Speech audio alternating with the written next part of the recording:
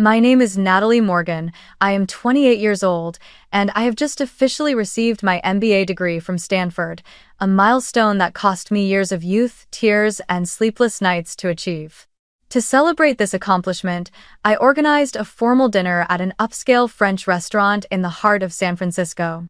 I chose everything. From the guest list, which included my parents, my younger sister, and a few close relatives, to the menu of fine wine, steak, and escargot. I wanted tonight to be the rare occasion when my family would finally see and acknowledge my efforts. This was supposed to be my night, a night where the spotlight illuminated the journey I had fought so hard to complete. Yet, when my father, David, stood up and raised his glass, I heard the same words I had heard all my life. "Emily, you are the one who truly makes us proud.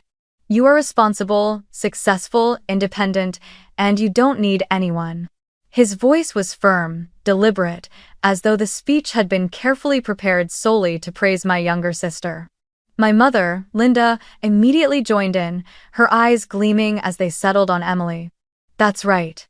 At just 25, my youngest daughter is already a PR manager in New York, talented and beautiful, standing strong on her own. Absolutely wonderful." I sat there, silent, forcing a smile while my chest tightened. I had paid for every crisp white tablecloth, every bottle of rich red wine, yet somehow I had become the most invisible person at my own celebration. Emily, in her striking red dress, lifted her glass with a proud smile, declaring how happy she was not to depend on anyone. I heard every word clearly, and each one cut into me like a knife. For the past 2 years, I had been sending her $5,000 every month, funding the extravagant Manhattan lifestyle my parents never stopped praising.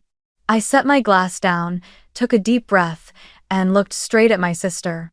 My voice was calm, but every word carried a coldness sharp enough to make the entire table stop breathing. "Perfect," I said, a faint smile tugging at my lips. "Then from today on, you won't be needing the $5,000 I've been sending you anymore." The room shattered in an instant. The clink of silverware against porcelain rang out, then everything sank into a heavy silence. Emily's face drained of color, her eyes wide with panic. My parents sat frozen, as if they had just watched a curtain drop to reveal a truth they had never imagined. In that moment, my graduation dinner was no longer a family celebration, it became the opening scene of a real confrontation. Before I continue this story, I have a question for you. Have you ever been dismissed by your own family, compared to the so-called golden child, while all your true efforts went unnoticed? And where are you watching this from? Leave a comment below so I know I'm not alone. I still remember clearly the family holidays over the years, where favoritism played on repeat like an old record, echoing so often that I no longer knew how to react except with silence. Every Thanksgiving, my parents' wooden house on the outskirts of Sacramento filled with laughter, the smell of roasted turkey, and the warm glow of golden lights. Chairs scraped across the floor, wine was poured, mashed potatoes were passed around, and of course, when my father raised his glass, the spotlight always landed on Emily. "This is my youngest daughter, Emily, a PR manager in New York. She truly makes us proud," he declared as if he were delivering a speech to a crowd. My mother jumped in right away, her face radiant. "She's not only beautiful but also independent, never needing anyone to look after her." The whole table nodded and laughed, while I sat there, head down, picking at a piece of turkey on my plate, pretending to be too busy eating to show the loneliness that weighed on me. Christmas Eve was no different. As everyone gathered around the sparkling tree, exchanging small gifts, my parents once again seized the chance to boast about Emily to relatives and neighbors who dropped by. "She just bought an apartment in Manhattan," my father said with pride, while I knew full well that the apartment was being kept afloat by the monthly payments I sent. "She also manages a big team, such a bright future ahead," my mother added, her eyes shining as if every achievement my sister exaggerated was another medal pinned to her chest. And when someone asked how I was doing, my father brushed it off with a short reply. "She's still glued to her computer. I've told her countless times to find a real job." His words landed in everyone's ears like undeniable truth, leaving me feeling small and invisible in a room lit with Christmas lights. Even on birthdays, when I should have been the one celebrated, I was always overshadowed. On my 27th birthday, I went home hoping for a small gathering, maybe a simple cake. But that night, Emily showed up in a new designer dress, and the entire evening revolved around her showing off her new project at work. My parents and relatives kept asking her questions, showering her with praise, while the only gift I received was a scarf my mother handed me absent-mindedly before turning back to discuss Emily's upcoming vacation. I sat there quietly, the candles on my cake burning down almost to nothing, unnoticed by everyone. What hurt me most was not just the favoritism, but the fact that my parents had never once truly asked me, "What are you working on? Are you doing okay? What have you accomplished?" They only saw the surface, the old car I drove, the plain clothes I wore, the modest apartment I rented, and concluded that I was a failure. In their eyes, a child's worth was measured by appearances and flashy titles. And in that game, Emily always won by a landslide, while I was pushed aside like an unnecessary pawn. Many times, I tried to reveal just a little about what I was doing.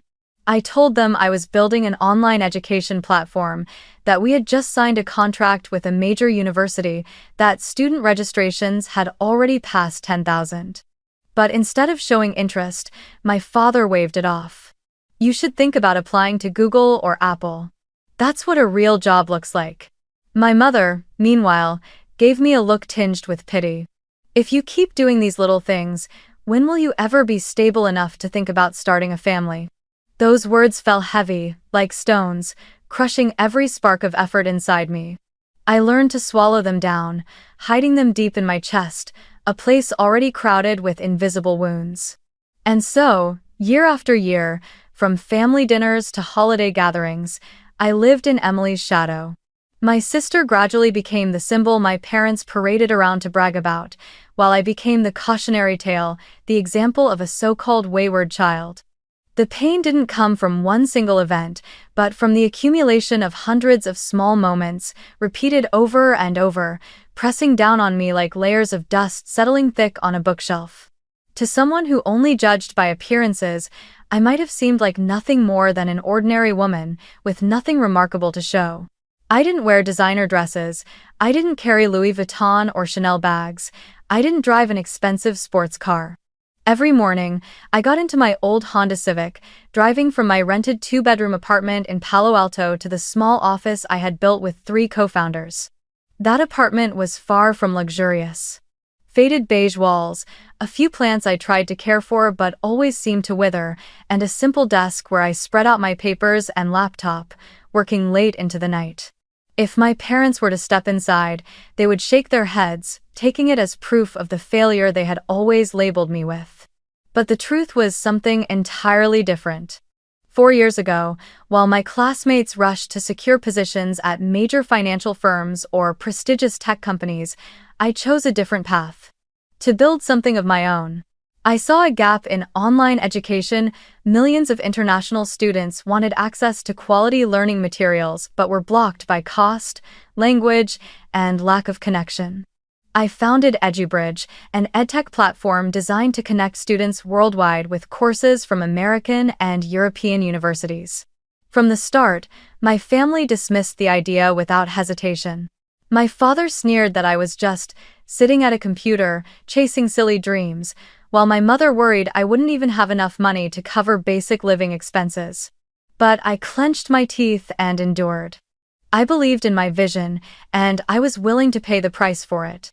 The first 2 years were hell. I took on debt, survived on instant noodles, and sometimes slept on the office couch. But brick by brick, something started to take shape. We signed contracts with universities willing to pilot online programs, and then we attracted our first groups of students from India, Nigeria, and Brazil. The numbers grew slowly at first, then faster. Last year, EduBridge reached $2.5 million in revenue, with over $1 million in net profit. I remember the night I received the financial report. I broke down in tears alone in the office. Not because of the money, but because I had finally proven that the path I chose, no matter how filled with doubt, was the right one. Out there, partners called me one of the most promising young entrepreneurs in edtech. I was invited to speak at an education conference in Chicago, and Forbes published an interview about my work. Investors kept knocking, eager to pour in more capital to expand into the European market. Yet, in the eyes of my family, none of that seemed to exist. At family dinners, my father would still shake his head and say, "You should find a stable job at a proper company." My mother would compare me to my sister. "Look at Emily, 25 years old and already a manager in New York. She knows how to dress, how to network. That's what a successful daughter looks like." There has always been a bitter paradox in my life. Outside, society respected me as a young, successful entrepreneur, but inside my family, I was forever branded the failure. I could never understand why my parents only saw the glamorous shell. Emily wore those carefully staged photos on Instagram, the dazzling red dresses at parties, and called that success. Meanwhile, everything I had built with sweat, tears, intelligence, and relentless determination was dismissed as nothing more than wasting time at a computer. I had once tried to explain, once wanted to show them the financial reports or the articles written about me. But after each time seeing my father's indifferent eyes and my mother's mocking smile, I chose silence instead. I told myself that maybe one day, the truth would speak for me. And tonight, at the very dinner I had organized, when they once again raised their glasses to praise Emily as someone who needed no one's help, I knew that moment had finally arrived. I sat there, letting them drown in their illusions, while inside me lay a vault of truths they had never cared to see. Natalie Morgan was not a failed dreamer. I was the one who had built a multi-million-dollar company from nothing, the one who had turned the dream of global education into reality. Yet the bitter truth was that in order to be recognized, I not only had to fight for my place in the world, but I also had to confront my own family. And the words I let slip at tonight's dinner were only the beginning, the first crack in the facade, leading to the truth that would soon be exposed in full. 2 years ago, on a weekend evening, I received a call from Emily. Her voice trembled, breaking on the other end of the line before collapsing into sobs. I remember that moment vividly. I felt a rush of panic and worry for her, mixed with the uneasy suspicion that something was terribly wrong. Emily had always been the polished one, the sister who showed up in sparkling dresses, perfectly made up, wearing that flawless magazine cover smile.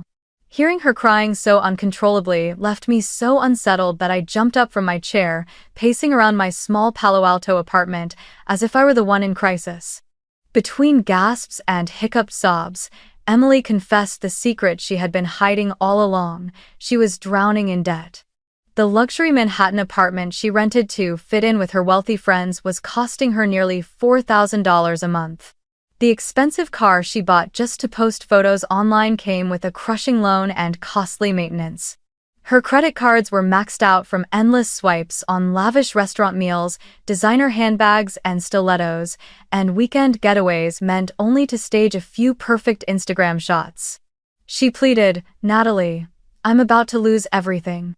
I can't cover rent this month, my credit card bills are past due, and I'm terrified the bank will sue me. I can't let Mom and Dad find out if they did. I don't think I could ever face anyone again. Just a few months, I swear. Help me get through this, and I'll stand on my own again." I stayed silent for a long time after her plea. Inside me, a storm of conflict rose. I knew Emily was used to living for appearances, that she had never truly taken responsibility for her actions. But I also remembered the younger years, how she cried in my arms when classmates bullied her, how I carried her on my back through the rain so we wouldn't be late for school. I had always seen myself as the older sister responsible for protecting her. And in that moment, that protective instinct won over reason. I agreed. From that month on, I set up an automatic transfer. $5,000 each month from my company account straight into my sister's personal account. I told myself it was an emergency lifeline, a rope to keep her from falling off the edge. I believed it would only take a few months before Emily adjusted her lifestyle, cut down her spending, moved into a more affordable apartment, sold off some designer items to pay her debts, and slowly regained her balance. But the truth turned out to be the exact opposite. Instead of learning to live within her means, Emily treated the money I sent as a life raft to keep her floating in her glamorous world. She kept the Manhattan apartment, even upgrading it with more luxurious furniture. She continued showing up at cocktail parties, still posting rooftop brunch photos with captions full of confidence. Work hard, play hard because I deserve it. Others do. And so, my family, especially my parents, became even more convinced that Emily was the successful and independent daughter. They saw her dressed in designer clothes, living in a fancy apartment, driving an expensive car, surrounded by friends from big-name companies, and every gathering turned into a celebration of her supposed achievements. Meanwhile, I, the one actually funding all that glamour, was pushed aside, dismissed as the child with nothing to her name. I brew it. What made it even more bitter was that Emily began weaving a story of her own success.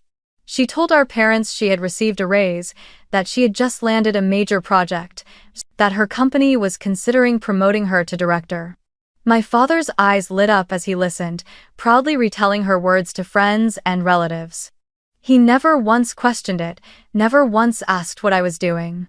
To him, only the image Emily displayed was worth believing. There were moments when I wanted to stop, moments when I wanted to speak the truth. But every time I saw Emily pleading, just a few more months, if I fall apart now, I'll lose everything, I softened again. I kept letting those $5,000 flow out of my account, steady as clockwork. I told myself it was the duty of an older sister. What I didn't realize was that my compassion had turned me into the very enabler of an illusion that stretched on for 2 whole years. While out there, I was struggling every single day to grow my company, wearing simple clothes, driving an old car so I could reinvest every dollar back into the business. Emily was living a life of luxury entirely funded by me. She became the golden child in my parents' eyes, the living proof of responsibility and independence, while I was pushed aside, labeled as the failure. Tonight, as I listened to my father raise his glass and repeat those hollow praises once again, I knew the time had come for the truth to be revealed. And the words I let slip at the dinner table. Perfect. Then from today on, you won't be needing the $5,000 I've been sending you anymore. Marked the end of 2 years of endurance, of silently fueling a false image for which I had never been acknowledged. The air in the room instantly grew heavy after my words. Every gaze turned toward me, filled with surprise, confusion, and even a hint of anger. Emily's face went pale, the fork in her hand trembling against the edge of her plate with a faint clink. She leaned toward me, whispering in a panicked voice, "You can't say this here, please, Natalie." But I no longer had the patience to cover for her. 2 years of silence, 2 years of being dismissed, 2 years of carrying the weight of this false image was more than enough. My father, David, slammed his wine glass down on the table, red liquid spilling across the white linen. His voice thundered, each word sharpened with rage. "What is this about? What did you just say, Natalie?" My mother, Linda, sat frozen, her eyes darting from me to Emily and back again, as if unable to believe what she had just heard. I drew in a deep breath, lifted my chin, and looked straight at my parents and the relatives around the table. My voice was calm, but every word rang out like a shattering bell. For the past 2 years, I've been sending Emily $5,000 a month. That's $120,000 in total. All of it has gone to maintain the lifestyle you've praised so endlessly, the luxury apartment, the car, the designer clothes, every bit of it. As my last word fell, the room sank into suffocating silence. A relative across the table dropped her fork, her eyes wide with shock. Emily broke down in tears, mascara running, black streaks cutting through the thick makeup on her cheeks. I'm sorry," she stammered. "I'm only a mid-level manager. I make $55,000 a year. I was never promoted like I said." My father stared at her, his face flushed, veins bulging across his forehead. "What?" he roared, his voice seething through clenched teeth. So all those times you boasted about new titles, about big bonuses, all of it was lies? Emily bowed her head, trembling, unable to lift her eyes to his. My father, David, slammed his wine glass down on the table, red liquid rippling and spilling across the white cloth. His voice rang out, each word sharp and heavy. What is this? What did you just say, Natalie? My mother, Linda, sat frozen, her eyes flicking from me to Emily and back again, unable to believe what she had just heard. I took a deep breath, lifted my head high, and looked directly at my parents and the relatives gathered around. My tone was steady, but every sentence struck like a bell breaking apart. For the past 2 years, I've been sending Emily $5,000 a month. That's $120,000 in total. All of it went to sustain the lifestyle you've endlessly praised: the luxury apartment, the car, the designer clothes. Every bit of it. I'd tell. The moment my words ended, the room plunged into suffocating silence. A relative across the table dropped her fork, her eyes wide with shock. Emily burst into tears, mascara smudging, dark streaks cutting through the heavy makeup on her cheeks. I'm sorry, she stammered. I'm only a mid-level manager. I make $55,000 a year. I was never promoted like I said. My father's face turned crimson, veins rising across his forehead. What? He roared, his voice hissing through clenched teeth. So, every time you boasted to me about new titles, about big bonuses, all of it was lies. Emily lowered her head, trembling, unable to lift her eyes to meet his. I sat there, calmly watching, a tide of mixed emotions rising inside me, both pain and relief. For 2 years, I had swallowed every injustice, listening to the hollow praises my parents showered on my sister, while I was the one silently paying the price. Tonight, at last, the truth had been dragged into the light. My mother pressed her hand to her forehead, murmuring, "This can't be, Emily, you deceived your own parents?" Her voice shook, as though she could not reconcile that the perfect youngest daughter had only been a facade. Emily collapsed into her chair, covering her face with trembling hands, her sobs breaking in her throat. I didn't want to disappoint you. I was afraid that if I admitted I wasn't successful, you would look down on me, I thought. If I could just maintain the image long enough, then one day it would become real. I only needed more time. Her confession thickened the air, pressing down heavier with each word. My father turned toward me, his eyes filled with both shame and anger. And you, Natalie? Why did you stay silent for 2 years? Why didn't you tell us? I answered slowly, my voice firm and unshaken. Because I wanted to protect the family's dignity. I thought if Emily only needed a little support before she changed, then it was worth it. But she never stopped. And while you kept comparing me to Emily, I knew any explanation of mine would only be dismissed, so I stayed silent until tonight. My father sat in stunned silence, his hands clenched tightly on the white tablecloth, his eyes clouded as though he had just taken a crushing blow. The air in the room, already cold, grew so tense it felt as if it could be cut with a knife. I knew he was struggling to piece together the fragments of a story he had believed for years. Emily was the golden child, and I was nothing more than the failure glued to her computer. Look. I lifted my head, meeting his gaze, my voice steady but unyielding. If you want to know what I've been doing all this time, here's your answer. Last year, my company, EduBridge, generated $2.5 million in revenue. After expenses, our net profit was over $1 million. I built it from nothing, and now we're expanding into the European market. My words struck like lightning across a silent sky. Relatives around the table snapped their heads toward me, my mother raised a hand to her mouth, and my father sat frozen, his face shifting from confusion to shock. He repeated in a hoarse voice, $1 million in profit? I nodded, my eyes never leaving his. Yes. And everything you've admired about Emily, the apartment, the car, the designer clothes, was sustained by the $5,000 I sent her every month for the past 2 years. That is the truth. That was. Emily jolted, whipping her head toward me, her face streaked with smudged mascara, her trembling hands clasped together in desperation. "Please, Natalie, don't cut the money. If you stop, I'll lose everything. My apartment, my car, my credit cards, I can't pay for any of it. I'll fall apart." Her voice cracked, stripped of every trace of the pride that had once made her the so-called successful child my parents so proudly paraded. I sat in silence for a few seconds, each heartbeat pounding like a war drum. For 2 years, I had allowed my sister to lean on me to build this illusion, while I endured the contempt of my own parents. But in that moment, I knew I had to stop. I picked up my phone and opened the banking app. My fingers moved across the screen, each tap severing the invisible rope that had bound me for so long. When I finished, I turned the screen so everyone at the table could see.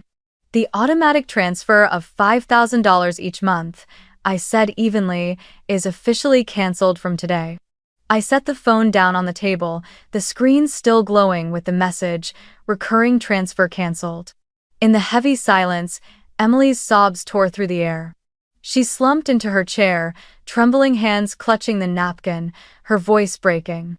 "You can't abandon me now. I have no way to manage this. I need that money to survive. I promise I'll change. I just need a little more time." Mascara, stained tears streamed down her face, smudging the carefully painted mask she had worked so hard to maintain. I looked at my sister, my heart still carrying the faint softness of an older sibling, but my reason had risen stronger. I knew that if I kept opening my wallet, I would only trap myself in the same cycle, while she would never learn to stand on her own. "Emily," I said, slowly but firmly, "I won't ask you to return the $120,000 you've already received. Consider it an expensive lesson for both of us. But I won't send you another dollar. I cannot keep feeding a lie while sitting here watching our parents worship you on the back of my hard-earned money." I paused, turning my eyes toward my parents, every word aimed straight at their hearts.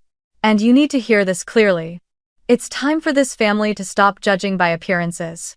Success is not measured by a flashy apartment, or by a title that means nothing, or by curated photos on Instagram. Success is measured by the real value someone creates. And I have proven that whether you ever cared to listen or not."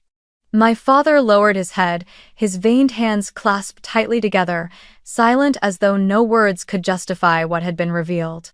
My mother blinked rapidly before letting out a quiet sigh, her shoulders trembling. The two people who once so proudly raised their glasses to toast their golden child now looked small, remorseful, and weighed down with shame. My father finally spoke, his voice heavy. "We were wrong. All these years, we blindly believed in what was easy to see, without ever asking questions or caring about the truth. We let you carry far too much." Lo. Emily lifted her tear-streaked face, her eyes red and swollen, clinging desperately to a shred of dignity. "But you still love me, don't you? I only wanted you to be proud of me." I turned to her, my voice slow but firm. "Real love doesn't need to be built on walls of pretense. You chose the path of showing off, of hiding the truth, and now you're paying the price. If you truly want Mom and Dad to be proud of you, then live within your means. Prove yourself with your own efforts, not with my money." The room sank into a long, heavy silence. I realized that my words weren't just for Emily, but for my parents as well. For years, they had weighed everything on the scales of appearances and forgotten real value. They admired my sister's designer dresses but dismissed my simple shirt. They were proud of Emily's Manhattan apartment but never cared to see the multi-million-dollar company I was building. Now, I was forcing them to face the truth they had long chosen to ignore. My mother gently took my hand, her voice breaking. "Natalie, I'm sorry. I never imagined that what you've achieved was this great. You always looked so simple, and I assumed you had nothing." I looked at her, a wave of sadness and relief rising in me. "Mom, sometimes simplicity holds far more than what the eye can see. What I need is not pity or comparison. I only need respect, to be seen for my true worth." "Olin." My father lifted his head, his eyes red from holding back emotion. "You're right, We were biased, blind. I thought success had to follow the path I understood: titles, steady paychecks, things that were easy to boast about. I never listened when you tried to explain. And now, I am ashamed. He turned to Emily, his voice firmer. You need to learn how to live honestly, Emily. Don't expect your sister to save you ever again. If you want respect, you must earn it with your own strength. How? Emily broke down, burying her head in her arms. My father's words were the final blow, cutting through the illusion she had clung to. I didn't feel triumph, nor did I feel victorious. What I felt was relief, as if, after all these years, I had finally drawn a clear line. I was no longer the shadow propping up someone else's false glow. I had spoken my truth, and they had no choice but to hear it. The dinner that was meant to celebrate me had turned into a tribunal of truth. But in that very place, I set new boundaries. I would no longer allow myself to be used, no longer allow myself to be dismissed, and I forced my family to change the way they saw me. My parents bowed their heads in shame, and Emily collapsed, facing raw reality for the very first time. And I knew, from that moment on, none of us could ever return to the sweet lies of the past. Just 1 month after that chaotic graduation dinner, it was as if my family had been turned onto a completely new page. Every mask, every false shimmer, vanished in an instant, leaving only truths each of us was forced to confront. For me, the first change came in what seemed like a small detail. My bank account no longer drained $5,000 every month. The money that had disappeared with clockwork regularity, as though it were some invisible obligation, now stayed where it belonged. And I chose to invest it into something that truly mattered: my own company. EduBridge, the creation I had built from sleepless nights and countless keystrokes, now had the chance to reach further. I immediately reinvested. Hiring a marketing team in Berlin, signing contracts with 2 universities in Germany and the Netherlands, and upgrading our servers to better serve international students. Within just 4 weeks, new registrations climbed by nearly 30%, and revenue ticked upward each day.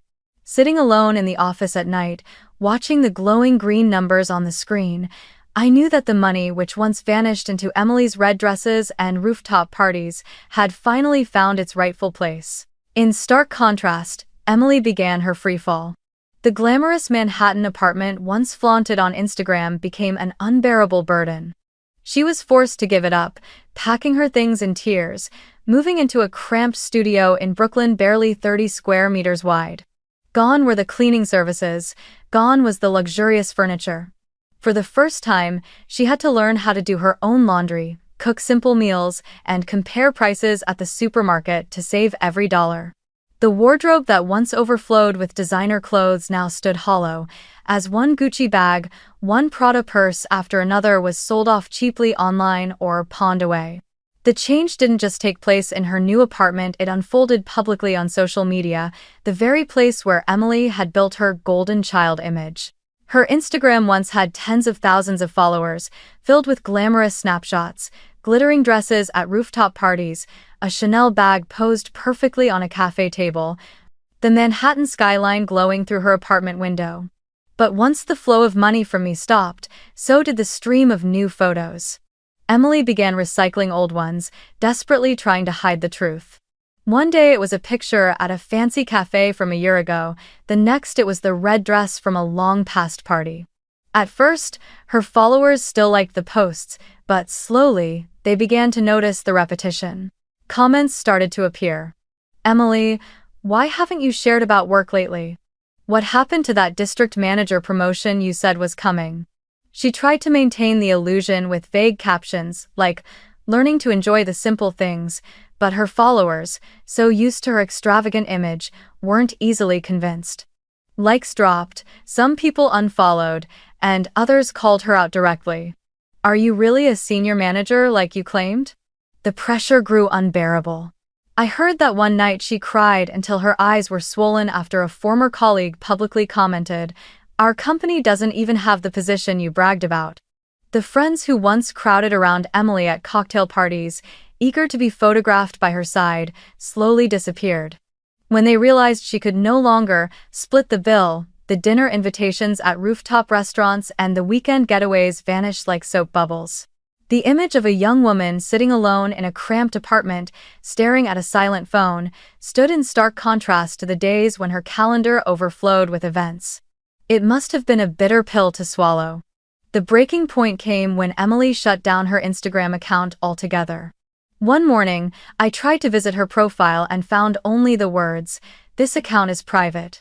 A few weeks later, it was gone completely, leaving tens of thousands of followers bewildered.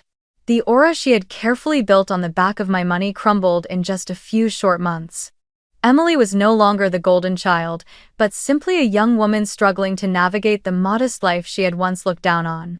While Emily still stumbled through her new, simpler life, my father David was also forced to confront the truth he had avoided for far too long. After weeks of silence, he finally called me, his voice hesitant and awkward, stripped of the authority and judgment it once carried. "Natalie, could you tell me about your company? I really want to understand." For a moment, I froze. It was the first time in my life he had ever asked about my work without a trace of criticism. I began to tell him, plainly and without embellishment, about the early days of the startup with just 3 of us working out of a tiny rented room, about the first contracts we signed with shaking hands, about the times investors rejected us so harshly I cried alone afterward, and the tears of joy that came when revenue finally reached 6 figures. He listened quietly, sighing from time to time, and at one point murmured, "I never realized. Those late nights you spent at your computer weren't a waste after all." At the end, his voice came slow and heavy. "I was wrong. I saw you through the wrong lens."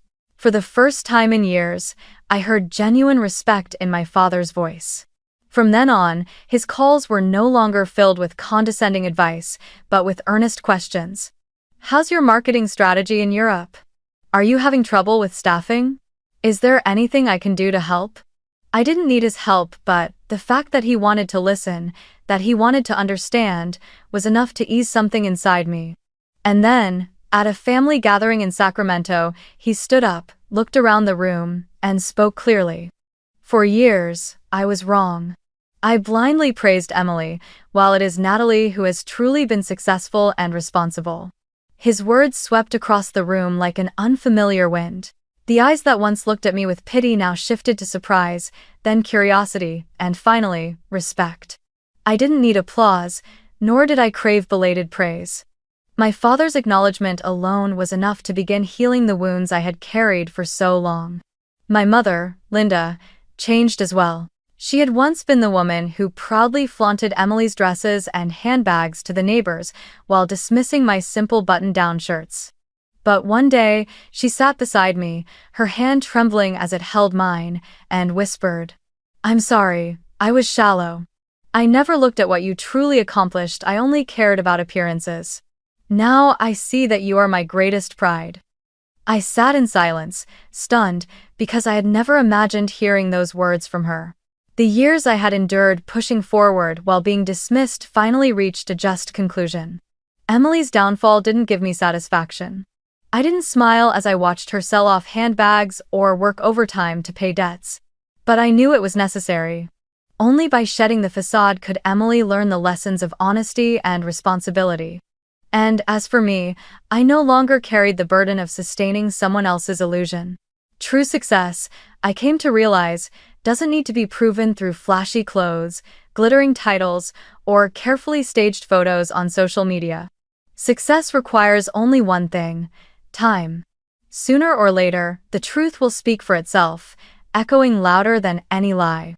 And in my case, that truth not only freed me from the shadow of being dismissed, but also forced my entire family to reevaluate what real value truly means, the value that had always been there, only hidden for far too long. I am Natalie Morgan, and if there is one final message I want to leave you with, the one listening to my story, it is this. Never allow your worth to be defined by appearances or by someone else's prejudice. Stay persistent in doing what is right, keep creating true value for this life.